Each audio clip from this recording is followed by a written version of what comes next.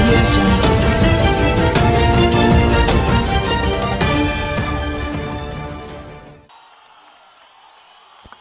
ముందుగా వేదికను అలంకరించిన తెలుగుదేశం పార్టీ జాతీయ అధ్యక్షులు ఆంధ్ర రాష్ట్ర ముఖ్యమంత్రి గౌరవనీయులు శ్రీ నారా చంద్రబాబు నాయుడు గారికి, అలాగే తెలుగుదేశం పార్టీ రాష్ట్ర అధ్యక్షులు శ్రీ కళా వెంకటరావు గారికి, అలాగే వేదిక మీద అలంకరించిన మంత్రివర్యులకు, నా సహచర శాసనసభ్యులకు, శాసన మండలి సభ్యులకు, అలాగే ఇక్కడికి విచ్చేసిన వేదిక ముందున్న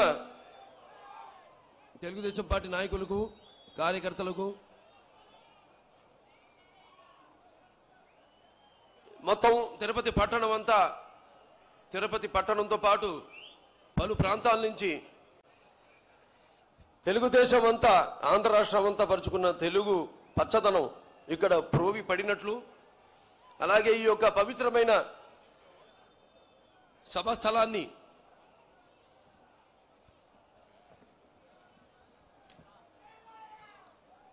ఇంత అందంగా, అంటే పచ్చదనం, ఎక్కడ చూసినా పచ్చదనం కనిపించే రీతిలో ఒక పండగ వాతావరణాన్ని సంతరింపజేసిన తెలుగుదేశం పార్టీ కార్యకర్తలకు, తెలుగింటి ఆడపడుచులకు,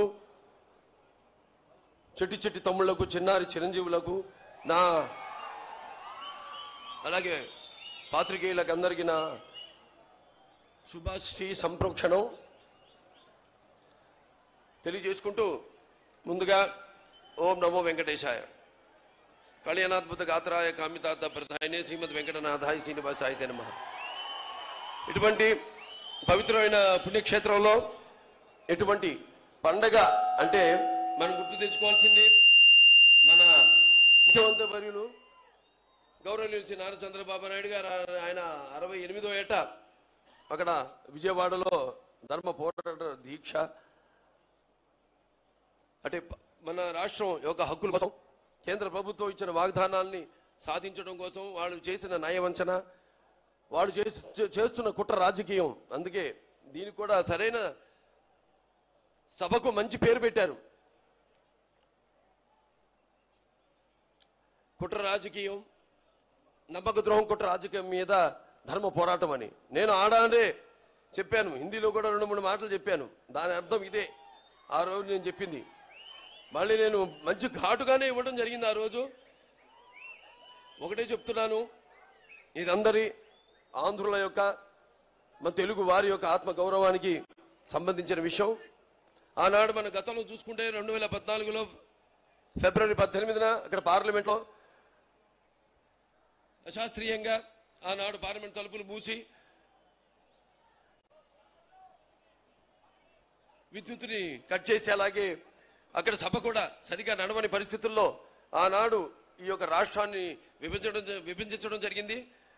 కాంగ్రెస్ అలాగే బీజేపీ పార్టీ కలిసి ఆనాడు మోడీ గారు కూడా చెప్పడం జరిగింది, జరిగిన ఈ అశాస్త్రీయ ఈ యొక్క విభజనలో ఏదైతే ఆంధ్ర రాష్ట్రం ప్రజలు 13 జిల్లాల యొక్క ప్రజల యొక్క వాళ్ళ అభిమతానికి, వాళ్ళ కోరికకు విరుద్ధంగా ఆనాడు జరిగిన ఈ అశాస్త్రీయమైన విభజనలో నేను బీజేపీది కూడా భాగమని, మరి ఇక్కడ ఇదే సభాస్థలిలో ఆయన ప్రధాని కాకముందు ఈ ప్రచార కార్యక్రమం నిమిత్తం వచ్చినప్పుడు ఆయన ఇక్కడ ప్రమాణం కూడా చేయడం జరిగింది. ఈ యొక్క వెంకటేశ్వర స్వామి సాక్షిగా బీజేపీ ప్రభుత్వం ఏర్పడ్డాక తప్పకుండా ఎన్నో హామీలు కురిపించారు ఆయన, అవన్నీ చేస్తానని ఇక్కడ ఇదే సభాస్థలిలో ఆయన మాట ఇవ్వడం జరిగింది. ఆ తర్వాత కేంద్ర ప్రభుత్వంలో బీజేపీ రావడం జరిగింది, ఎన్డీఏ ప్రభుత్వం. అది వచ్చాక 8 నెలల వరకు ఈ యొక్క ప్లానింగ్ కమిషన్ని తీసేసి దాని తర్వాత దాన్ని నీతి ఆయోగ్ తీసుకురావడం, మళ్ళీ అప్పుడన్నా ఇవ్వచ్చు, ఆ తర్వాత ఇవ్వచ్చు. మనకి ఇచ్చే ఏదైనా ప్రత్యేక హోదా కానివ్వండి, ఆనాడు మరి మన్మోహన్ సింగ్ గారు సపరేట్ ప్రత్యేకమైన దీనికి ఒక హోదాని ఇస్తామని చెప్పడం కూడా జరిగింది. దానికి వాళ్ళు వంతు పలకడం జరిగింది. మరి ఈనాడు చూస్తున్న పరిస్థితులు, ఇది ఏదో రాజకీయ స్వప్రయోజనం కోసం కాక మరి ఎందుకు ఇలా నాటకాలు ఆడుతున్నారన్నది మనమంతా ఒకసారి ఆలోచించవలసిన సభాస్థలి ఇదని మీ అందరికీ తెలియజేసుకుంటున్నాను. మరి ఆనాడు రకరకాలుగా మనకి ఎన్నో ప్యాకేజీలు కానివ్వండి, లేకపోతే ప్రత్యేక హోదాలు కానివ్వండి, ఇలాంటి రకరకాల వాగ్దానాలు చేసి మరి ఈనాడు తలుచుకుంటే ఈరోజు ఒక ప్రత్యేకమైన రాష్ట్రం, ఒక రాజధాని లేని రాష్ట్రం, అమరావతి రాజధానిని అభివృద్ధి చేసుకుంటూ అక్కడ మరి రైతులందరూ కూడా సుమారుగా 33,000 ఎకరాల భూమిని ఇవ్వడం, అలాగే ప్రభుత్వం చేసిన వాగ్దానం మీద నమ్మకంతో ఎన్నెన్నో మనం కూడా కార్యక్రమాన్ని చేపట్టడం ఇలాంటివి జరిగినాయి. వాటిల్లో రాజధాని, ముఖ్యంగా రాజధాని కోసం మరి సుమారుగా మనం 10,000 కోట్ల రూపాయలు మనం లెక్కలు పంపితే దానికేమో వాళ్ళు ఇప్పుడు దాకా ఇచ్చింది 1,500 కోట్లు ముష్టి ఈ 4 ఏళ్లలో. దాని తర్వాత ఈ యొక్క లోటు బడ్జెట్ ఏదైతే ఉందో 14-15 బడ్జెట్ సమావేశాల్లో దాన్ని వాళ్ళు ప్రవేశపెట్టి దానికి మనకి అందజేస్తామన్నారు లోటు బడ్జెట్. అది సుమారుగా ఒక 16,000 కోట్లు అయితే ఇప్పటిదాకా మనకి ఇచ్చింది సుమారుగా 3,979 కోట్ల రూపాయలు మాత్రమే. అలాగే అన్ని విషయాల్లో ఈ పెట్రోకెమికల్ సెంటర్ కానివ్వండి, లేకపోతే ఇటు వైజాగ్, మన చెన్నై ఇండస్ట్రియల్ కారిడార్ కానివ్వండి, దుగ్గురాగపట్నం పోర్టు విషయం కానివ్వండి, అన్నిట్లో ఏదో ఒక సాకులు చెప్తూ కాలాతీతం చేయడం తప్పితే వాళ్ళకి ఈ రాష్ట్రాన్ని అభివృద్ధి చేయాలన్న కాంక్ష, ఒక డెడికేషన్ ఏమాత్రం లేదని ఈ సభాముఖంగా తెల్లమైందని మీకు అంటే ఆఖరి బడ్జెట్ 4 బడ్జెట్ సమావేశాల్లో ఆఖరి బడ్జెట్లో తేలిపోయింది.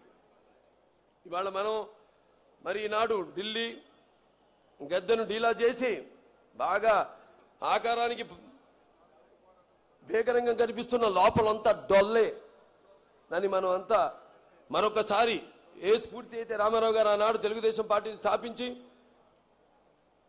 తెలుగు వారి ఆత్మ గౌరవాన్ని కాపాడి తెలుగు వారి వేడిని వాడిని ప్రపంచవ్యాప్తంగా తెలియజేశారో అటువంటి పరిస్థితులు ఈనాడు పునరావృతం అవుతున్నాయని మీ అందరు తెలియజేసుకుంటున్నాను. ఈనాడు మోడీ గారు దేశమంతా తిరుగుతున్నారు, ప్రపంచం అంతా తిరుగుతున్నారు, ప్రతి భారతీయుడికి చెప్తున్నారు నేనున్నా మీకు, మీరేం ఐదారపడకండి అని. మరి మన విషయం వచ్చేసరికి అసలు పల్లెత్తు మాట మాట్లాడటం లేదు. ఎందుకు ఈ అలసత్వం, ఎందుకు మనం అంటే అంత లోకువా? ప్రతిపక్షాలు ఉన్నాయి. ఈనాడు మన పార్లమెంట్ సభ్యులంతా కూడా పార్లమెంట్లో పోరాడుతున్నారు. ఇక్కడ మన వాళ్ళందరూ కూడా దీక్షలు చేస్తున్నారు. మన ముఖ్యమంత్రి గారు సైతం ఆయన దీక్ష చేయడం, మరి వాళ్ళ మనసు కరగదా? వాళ్ళకి ఏమి అసలు చేస్తున్నది కనీసం ఇంగిత జ్ఞానం ఉంటే మనుషుల్లాగా మనం ప్రాయశ్చిత్తానికి మించిన పశ్చాత్తాపం లేదంటారు. పశ్చాత్తాపానికి మించిన ప్రాయశ్చిత్తం అలాంటిది. అటువంటి పశ్చాత్తాపం కూడా లేని అసలు వీళ్ళు మనుషులన్నాలు ఏమనాలి నాకు అర్థం కావట్లేదు. ఇవాళ చూస్తే మనం కడుతున్న పన్నులు, దాంట్లో మనం అడిగేది మన హక్కు, మనకు కూడా వెచ్చించండి అని. అలా కాకుండా వాళ్ళు కేవలం మన ఈ ఉత్తర దక్షిణ భారతదేశం అన్న ఒక భిన్నమైన ఒక దృష్టితో చూడటం అన్నది, అంటే అన్ని రాష్ట్రాలను కూడా అలాగే చూస్తూ నిర్లక్ష్యం చేయడం, ఈ నిర్లక్ష్యం చేసే ధోరణి చాలా బాధాకరం, చాలా అన్యాయం అని సభాముఖంగా తెలియజేసుకుంటున్నాను. ఇప్పటికైనా సమయం మించుకుపోలేదు. ఆనాడు హెచ్చరించడం జరిగింది, యుద్ధం ఇదే ఆరంభం, అంతం కాదు, ఇది ఇలాగే కొనసాగిస్తామని. రామారావు అయితే ఈ పార్టీని పెట్టి తెలుగు వారి ఆత్మ గౌరవాన్ని కాపాడారో, ఎలాగైతే ఆయన కేంద్ర ప్రభుత్వం యొక్క మెడలు వంచి ఆనాడు మీ అందరి యొక్క సహాయ సహకారాలతో ప్రతి ఒక్కళ్ళు సింహాలయ గర్జించి ఆనాడు మీరు ఎలా ఢిల్లీ వరకు వినిపించేలా, ఢిల్లీ ఒక సింహాసనం కదిలేలా ఆనాడు మీరు ఒక విప్లవం తీసుకొచ్చారో, ప్రపంచం యావత్తు అబ్బురుపోయేలా, అందరూ తలుచుకునేలా, అందరికీ గుర్తుండిపోయేలా అలాంటి పరిస్థితులే, అనివార్య పరిస్థితులే ఇప్పుడు కూడా ఉన్నాయి. మనందరం కలుసుకట్టుగా మన హక్కుల కోసం మనం పోరాడదాం, పోరాడి ఢిల్లీ నాయకుల యొక్క తలలు ముంచుదామని సభాముఖంగా తెలియజేసుకుంటూ నేను సెలవు తీసుకుంటున్నాను. జై తెలుగుదేశం, జై తెలుగుదేశం, ఎన్టీఆర్ ఎన్టీఆర్. థ్యాంక్ యూ బాలయ్య గారు. చివరిగా మన అధ్యక్షుల వారు మాట్లాడే ముందుగా ఆంధ్రప్రదేశ్ రాష్ట్ర తెలుగుదేశం పార్టీ అధ్యక్షులు శ్రీ గౌరవనీయులు పెద్దలు శ్రీ కళా వెంకట్రావు గారు మాట్లాడాల్సిందిగా కోరుతున్నాం.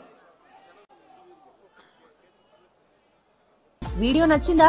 అయితే ఓ లైక్ వేసుకోండి, లేదంటే ఓ కామెంట్ చేయండి. ఎప్పటికప్పుడు మా వీడియోస్ చూడాలంటే సబ్స్క్రైబ్ చేసుకోండి.